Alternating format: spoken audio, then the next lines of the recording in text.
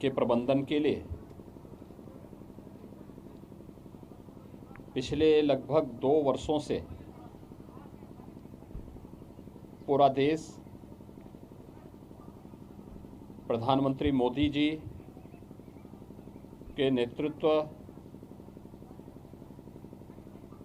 और उनके मार्गदर्शन के लिए आभारी है।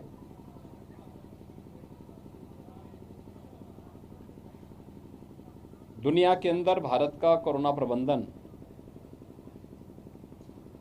सबसे अच्छा साबित हुआ है। इसके पीछे प्रधानमंत्री जी का पूरे देश के प्रत्येक राज्य के मामले को कांस्टेंट मॉनिटरिंग मुख्य कारण रहा है। जीवन और जीविका दोनों को बचाने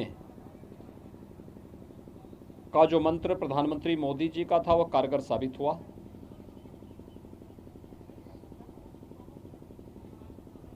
भारत के अंदर बनी दोनों वैक्सीन दुनिया की सबसे प्रभावी वैक्सीन भी साबित हुई। प्रथम वेव के बाद उसे सफलतापूर्वक नियंत्रित किया गया। सेकेंड वेव में ऑक्सीजन की क्राइसिस की बात देखने को मिली, तो उसके बाद ऑक्सीजन में आत्मनिर्भरता के लक्ष्य को भी प्राप्त किया गया। अकेले उत्तर प्रदेश ने 551 नए ऑक्सीजन प्लांट लगाए। आज मैं कह सकता हूं कि उत्तर प्रदेश का हर जनपद ऑक्सीजन के मामले में आत्मनिर्भर हो चुका है। ऑक्सीजन में आत्मनिर्भरता के साथ ही अगर मैं बागपत की बात करूं तो सेकेंड वेव के बाद यहां 6 ऑक्सीजन प्लांट लगे हैं, जिसमें पीएम केयर से हमारे लोकप्रिय सांसद जी और अन्य जनप्रतिनिधियों के सक्रिय योगदान से सीएसआर से भी यहाँ पर ऑक्सीजन प्लांट लगे हैं और वे सभी क्रियाशील हैं। इसके साथ ही थर्ड वेव की जो आशंका व्यक्त की जा रही थी, प्रारंभ से ही सेकेंड वेव के तत्काल बाद जो स्वास्थ्य विशेषज्ञ थे दुनिया के, उन सब ने कहना प्रारंभ कर दिया था कि थर्ड वेव तो आके रहेगी और अगस्त सितंबर में आएगी। हम लोगों ने पहले से इसके इंतजाम भी किए थे। 72,000 निगरानी कमेटी हमारे प्रदेश के अंदर डोर टू डोर जाकर के हर संदिग्ध व्यक्ति को देखती थी, 24 घंटे में उनकी जांच करवाती थी, उन्हें मेडिसिन किट वितरित कराती थी, होम आइसोलेशन, थोड़े लक्षण और गंभीर स्थिति है तो उन्हें हॉस्पिटल पहुंचाने की व्यवस्था, ये सभी कार्य युद्ध स्तर पर चलते थे। परिणाम रहा कि अगस्त सितंबर में कोई थर्ड वेव नहीं आई। इसके बाद दिसंबर जनवरी में थर्ड वेव के लक्षण देखने को मिले और दुनिया के अंदर थर्ड वेव ने भी काफी हाहाकार मचाया।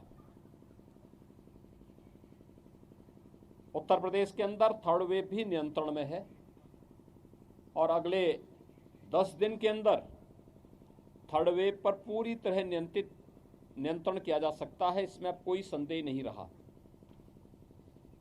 थर्ड वेव वैक्सीनेशन के कारण कमजोर भी पड़ी है।